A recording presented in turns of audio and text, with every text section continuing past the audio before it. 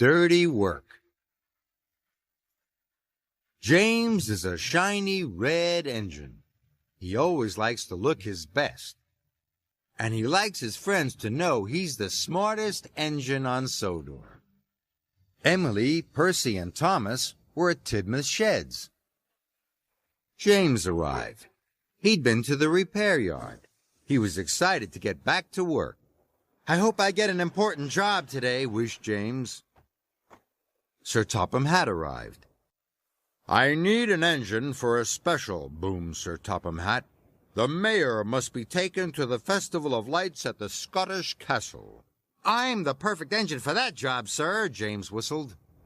"Very well, James," said Sir Topham Hatt. James was delighted. "Thomas, Emily, and Percy," added Sir Topham Hatt. "If you finish your jobs in time, you can all go to the festival too." "I can't wait to see the festival," peeped Percy. "Neither can I," wished Emily. "You'll be the star of the show, James," tooted Thomas. That made James very happy. He couldn't wait to make a grand entrance. "We have lots of jobs to do first," peeped Percy. "You don't have anything to do all day, James," wished Emily. "Can you help us?" "Me?" snorted James. "I can't help. It's much more important for me to look really smart when I arrive with my important passenger." And James puffed proudly away to the washdown.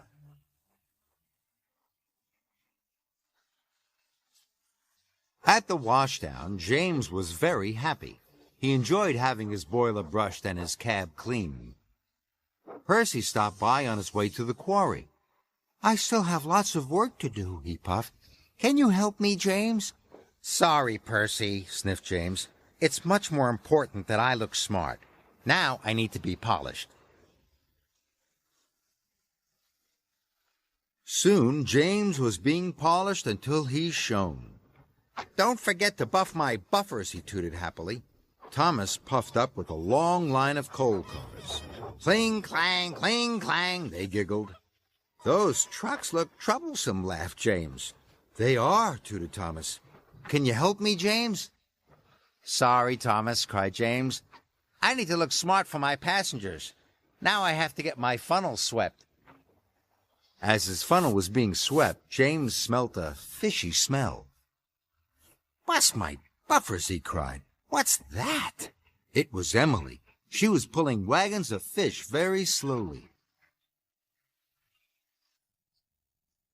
"These are very heavy. Can you help me, James?" she puffed. "Sorry. I need to have some special flags fitted," sniffed James.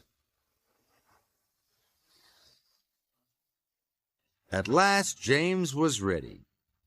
His flags were fitted, his buffers beamed, and his paintwork shone from funnel to footplate.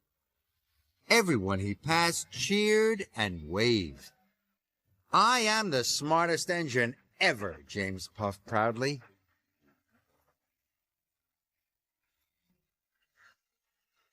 On the way to collect the mayor, James passed the Scottish Castle. It looked wonderful. Everything was ready for the festival, and Sir Topham Hatt was waiting, but there were no engines. James was surprised. "Where are Thomas and Percy and Emily?" "They haven't finished their work yet," boomed Sir Topham Hatt, "so they won't be here for the festival." James felt terrible. "I must help my friends. Otherwise they won't be here to see me be the star of the show."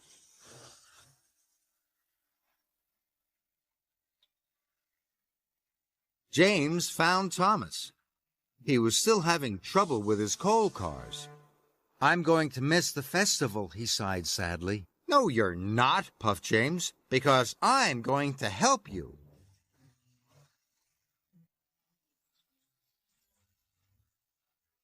James buffered up, and he helped, even though he got covered in coal dust. Next, James found Percy in the quarry. Percy was struggling to pull the quarry cars. "I'm going to miss the festival," Percy sighed sadly. "No, you're not," puffed James, "because I'm going to help you." James buffered up, and he helped, even though he got covered in quarry dust.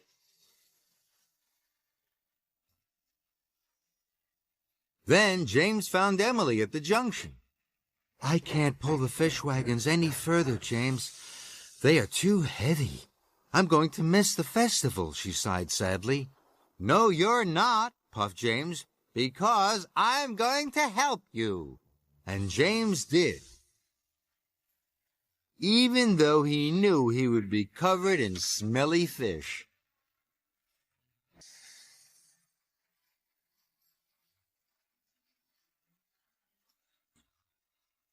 At the Scottish castle, the brass band was waiting. A red carpet was ready, and so were Thomas, Percy, and Emily.